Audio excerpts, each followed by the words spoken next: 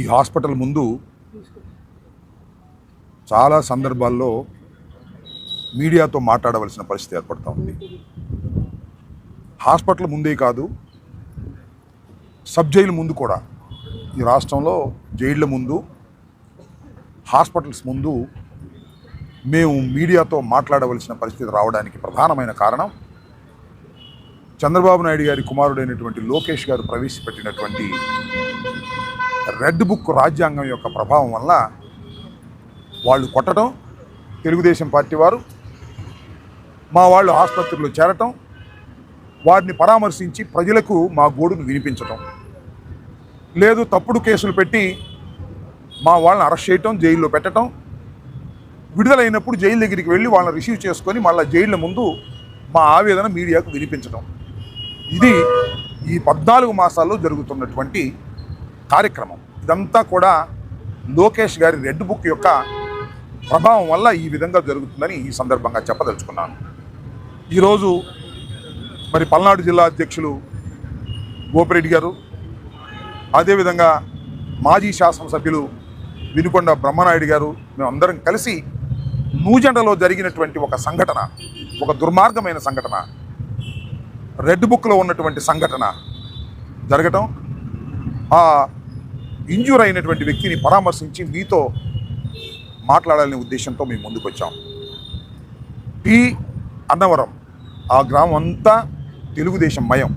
గతంలో మొన్న మాత్రమే అక్కడ ఏజెంట్ కూర్చున్నాడు, ఎన్నిక జరిగింది, సరే మేము ఓడిపోయాం, అది వేరే విషయం.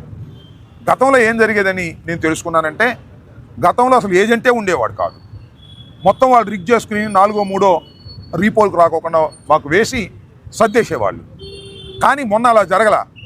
ఈ వెంకటప్రసాద్ కుటుంబం గట్టిగా నిలబడి వైఎస్ఆర్ కాంగ్రెస్ పార్టీ తరపున ఏజెంటుగా కూర్చోవడం వలన ఎన్నిక జరిగింది. అది వారి కక్ష. ఎప్పుడూ సాంప్రదాయబద్ధంగా మేమే గుద్దుకుంటున్నాం, ఈసారి వాళ్ళు అడ్డం వచ్చారు, వీళ్ళని కుటుంబాన్ని ఎత్తేస్తే ఇంకా భవిష్యత్తులో ఈ టీ అన్నవరం అనే గ్రామంలో తెలుగుదేశం పార్టీకి అన్నీ గుద్దుకోవచ్చు అనేటువంటి ఉద్దేశంతో ప్లాన్డ్గా దాడి చేసి చంపేటటువంటి ప్రయత్నం చేశారు. మేజర్ ఇంజురీస్, వైటల్ పార్ట్లో జరిగినటువంటి ఇంజురీస్ డెడ్లీ వెపన్స్తో చేశారు. అది వారి అన్నగారిని కొట్టారు, ఇంకా వాళ్ళ నాన్నగారిని కొట్టారు, ఇతన్నైతే ఇక్కడ బాకుతో పొడిచారు, ఇక్కడ నరికారు.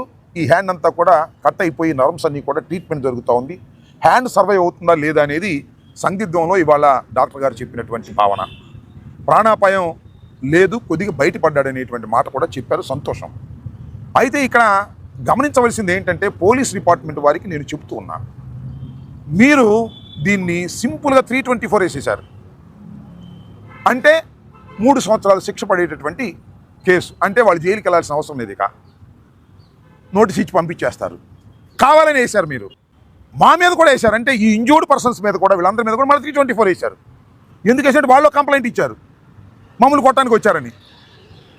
మా మీద కూడా కేసు పెట్టారు, మా వాళ్ళ మీద కూడా. కేసు అండ్ కౌంటర్ అంటే రాజీ పడిపోండి అని పోలీసు వారు చేసేటటువంటి పని. ఇదేమన్నా ధర్మమేనా అని అడుగుతున్నా. మీరు డెడ్లీ వెపన్స్తో ఒక వ్యక్తిని హత్య చేయడానికి ప్రయత్నం చేస్తే 324 వేయటం ఒక తప్పు. రెండోది, ఇంజూర్డ్ పర్సన్స్ మీద కూడా కేసు పెట్టేటటువంటి కార్యక్రమం. అంటే మీరు టోటల్గా ఈ క్రైమ్లో క్రిమినల్స్తో కొల్యూడ్ అయిపోయారు. సిఐ దగ్గర నుంచి ఐజీ వరకు. సర్వశ్రేష్ఠ త్రిపాఠి గారు ఉన్నారు, మరి గుంటూరు ఐజీ గారు. ఆయన చెబితేనే కేసులు ఇలా మారుస్తారు. అవతల మీద కేసు పెట్టమంటే అవతల కేసు పెడతారు, మన మీద సింపుల్ కేసు పెట్టమంటే మన కొట్టిన వాళ్ళ మీద సింపుల్ కేసు పెడతారు. అంటే police is encouraging the crime in the Guntur district అనేది అర్థమవుతుంది.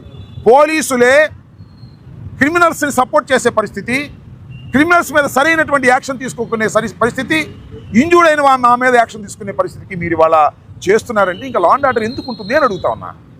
తెలుగుదేశం వాళ్ళు మమ్మల్ని కొడతారు, మా మీద కేసు పెడతారు, వాళ్ళ మీద సింపుల్గా కేసు పెడతారు, మా వాళ్ళని తీసుకెళ్ళి హాస్పిటల్లో జాయిన్ చేసుకుంటాం, మళ్ళీ ఇది అయిపోయిన తర్వాత మళ్ళీ కోర్టుకి వెళ్ళాలి, జైలుకి వెళ్ళాలి, అన్నీ మాకే కష్టాలు ఎన్నాళ్ళు ఉంటాయని అడుగుతా ఉన్నా.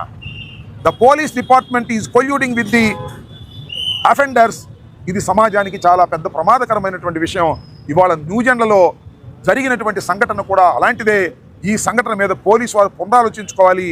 307 వేయవలసినటువంటి ఫ్యాక్ట్స్ ఉన్నటువంటి కేసు, ఇంజరీస్ ఉన్నటువంటి కేసు మీరు సింపుల్గా అక్కడ లోకల్ ఎమ్మెల్యే గారు చెప్పారనో, సర్వశ్రేష్ఠ త్రిపాఠి గారు చెప్పారనో, 324 వేసేసి కళ్ళు నీళ్లు తుడిచేస్తే చాలా ప్రమాదం. దీనివల్ల సమాజం దెబ్బతినిపోతుంది. తర్వాత పోలీస్ డిపార్ట్మెంట్ కూడా ఇలా కొల్యుడైపోతే ఇంక లా అండ్ ఆర్డర్ కాకపోతే ఎవరు చెప్పండి, నాకు అర్థం కాల.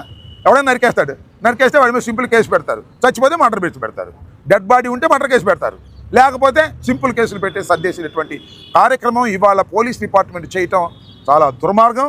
వీఆర్ ఆల్ డిమాండింగ్, అతనికి చాలా సీరియస్ ఇంజరీస్ జరిగాయి, 307 వేయాలి, మార్చి మీరు యాక్షన్ తీసుకోవాలి. ఆ ముద్దాయిలందరినీ కూడా అరెస్ట్ చేసి జ్యుడిషియల్ కస్టడీకి, జ్యుడిషియల్ రిమాండ్కి పంపాలి. అప్పుడు మాత్రమే దెబ్బతిగిలిన వారి మనసు శాంతిస్తుందనే విషయాన్ని దయచేసి గమనించాలని ఈ సందర్భంగా మీ ద్వారా పోలీస్ వారికి, సమాజానికి, మీ ద్వారా లోకేష్ కూడా హెచ్చరిక చేస్తున్నాం. అయ్యా లోకేష్ గారు, మీ రెడ్ బుక్ శాశ్వతంగా ఉండదు. ఇప్పటికే 1.5 సంవత్సరం కరిగిపోయింది, ఇంకా 3.5 సంవత్సరాలు అయిపోయేదాకా మీ రెడ్ బుక్ పరిపాలన చేస్తుంది. తర్వాత వేరే బుక్లు వచ్చి పరిపాలన చేస్తాయి, జాగ్రత్త అని కూడా ఈ సందర్భంగా చెప్పదలుచుకున్నాను.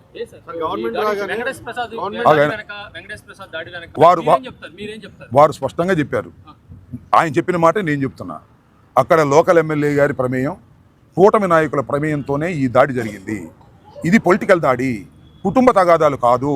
ఏం జరిగింది అంటే అక్కడ రిగ్గింగ్ జరగకోకుండా అడ్డుకున్నాడు కాబట్టి ఈ వెంకటప్రసాద్ కుటుంబాన్ని చంపాలనేటువంటి ప్రయత్నం చేసే క్రమంలోనే ఈ దాడి జరిగిందనేది సుస్పష్టం. దీనిలో ఏ విధమైన సందేహము లేదు, మరో మాట కూడా లేదు. ఏమా ప్రశ్న అడిగితే పల్నాడు జిల్లా అది కదయ్యా, పల్నాడు జిల్లా అధ్యక్షుడు వచ్చే పరిస్థితి ఉందా? వాడెవడో చచ్చిపోతే మా మీద కేసు పెట్టారే. 2 ముఠాలు కొట్టుకున్నాయి. ఎవరు 2 ముఠాలు? తెలుగుదేశంలో ఉన్న 2 ముఠాలు కొట్టుకుంటే ఎస్పీ గారు వచ్చి చెప్పాడు, ఇది 2 ముఠాలు తెలుగుదేశం వారు కొట్టుకున్నవే అని, వర్గపోరు అని చెప్పాడు. దానిలో మా ప్రెసిడెంట్ గారిని పెట్టారు. ఇది ఒక అన్యాయం పోలీస్ డిపార్ట్మెంట్. అంటే ఇప్పుడు ప్రెసిడెంట్ గారు వచ్చి అరెస్ట్ చేద్దామని నువ్వు అదే చెప్పు. కారణం ఉంది కదా, కారణం ఈజ్ దేర్. నీకు చెప్తాను, నీకు కూడా తెలుసు కదా. సో అంటే ఆయన ఇప్పుడు వచ్చి పలరిస్తే పట్టుకుందామని వర్కింగ్ ప్రెసిడెంట్ కాకుండా ఇదన్నీ కూడా నేను అనేది ఏంటంటే, మీరు అడిగారు, నేను చెప్పాను. ఆయన రాగలేకపోవడానికి గల కారణం మీకు తెలిసి కూడా మీరు అడిగితే నేను చెప్పాలి. కూటమి ప్రభుత్వం అధికారం రాగానే రషీద్ని నడి రోడ్డు మీద నరికి చంపారు. రషీద్ దురదృష్టవశాత్తు రషీద్ చనిపోయాడు, అదృష్టవశాత్తు వెంకటప్రసాద్ బతికాడు. ఇంతే డిఫరెన్స్, అంతకన్నా ఏమి డిఫరెన్స్ లేదు. ఇతన్ని కూడా చంపాలనే ఉద్దేశంతోనే వచ్చారు, కత్తులు పెట్టి పొడిచారు. చచ్చిపోయాడని వెళ్ళిపోయారో లేకపోతే పారిపోయాడని వదిలేశారో నాకు తెలియదు ఇంకా డీటెయిల్స్. ఇది కూడా రషీద్ లాగానే పల్నాడులో ఎలా అయితే ఆ రోజున వినుకొండలో రషీద్ని హత్య చేశారో అదేవిధంగా నూజెండలో ఈ టీ అన్నవరంలో వెంకటప్రసాద్ను కూడా హతమార్చాలనే ఉద్దేశంతో వచ్చారు. వాళ్ళ మీద 324 వేసి వాళ్ళని ఎంకరేజ్ చేస్తున్నారు. ఇది చాలా ప్రమాదం, ఇది సమాజానికి మంచిది కాదు.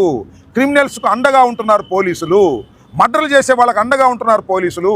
దీనివల్ల పోలీసింగ్ వల్ల అరాచకం ఏర్పడే ప్రమాదం ఉన్నదని గమనించవలసిన అవసరం ఉన్నది. మేధావులందరూ కూడా ఆలోచించాలి, న్యాయవాదులందరూ కూడా ఆలోచించాలి, న్యాయస్థానాలు కూడా దీని గురించి ఆలోచించాలి. ఇది ఎక్కడ కూడా అండి, మా వాడు చావు బతుకుల మీద వచ్చి మేము ఇక్కడ చేస్తే మా మీద 324 పెట్టారు, వాళ్ళ మీద 324 పెట్టారు. ఇంతకన్నా దారుణం ఏం కావాలి పోలీసులు? ఇంతకన్నా ఏం కావాలి? కళ్ళ ముందు కనపడుతుంది కదా. మేమన్నా మసిపూసి మారేడుకాయ చేస్తున్నాం, మేమన్నా వాళ్ళకి ఏమైనా ఇంజరీస్ ఉన్నాయా? ఇక్కడ గీసుకుందంట, వాళ్ళే పెట్టుకున్నారు. మా వాడి గుండె దాకా బాగు దిగింది. మా మీద 324, వాళ్ళ మీద 324. మా వాళ్ళు ఏమో ఆసుపత్రి పారు, వాళ్ళు ఏమో రోడ్ల మీద మందు వేసుకుని తిరగటం. ఇది దుర్మార్గం. ఈ దుర్మార్గానికి కారణం ఎవరు? పోలీస్ డిపార్ట్మెంట్ ఈ విధంగా ఉండడానికి కారణం ఎవరు? రెడ్ బుక్ రాసింది ఎవరు? లోకేష్ గారు. దానికి ఆశీస్సులు అందిస్తుంది ఎవరు? చంద్రబాబు నాయుడు గారు, పవన్ కళ్యాణ్ గారు. ఇది కదా పరిస్థితి. 1.5 సంవత్సరం గరిగిపోయింది, ఇంకా 3.5 సంవత్సరాలు ఉంది. చూస్తాం దాని సంగతి కూడా. తీసుకెళ్తాం. మాకు ఇప్పుడే తెలిసింది 324 వేశారని. అంతకుముందు నుండి 307 అని అనుకున్నాం. నేను జగన్ గారు కార్లో కూడా అడిగితే 307 వేశారని చెప్పాను. పొరపాటు మాకు తెలియక 307 వేస్తామని చెప్పారు. మన తర్వాత సర్వశ్రేష్ఠ త్రిపాఠి గారు అట్ట కుదరదని చెప్పారట, నాకు తెలిసిన సమాచారం. అందువల్ల 324 వేశారు. ఇది పరిస్థితి. దీని మీద తప్పనిసరిగా ఏమి ఎస్పీకి ఏం చెప్పాలి, డిఐజీకి ఏం చెప్పాలి, ఐజీకి ఏం చెప్పాలి, డీజీపీకి ఏం చెప్పాలి? వాళ్ళే క్రిమినల్స్తో కొల్లుడైపోతే ఏం చెప్పాలి? ఎవరు చెప్పుకోవాలి? దేశంలో బాధని న్యాయస్థానాలకు చెప్పుకోవాలి. అదే ప్రయత్నం చేస్తున్నాం. Police department is colluded with the criminals. That is the society. ఇవాళ ఈ రెడ్ బుక్ రాజ్యాంగంలో ఇది ఇంకెవరు చెప్పుకోవాలి? మేము ఎస్పీ గారి దగ్గరికి వెళ్తే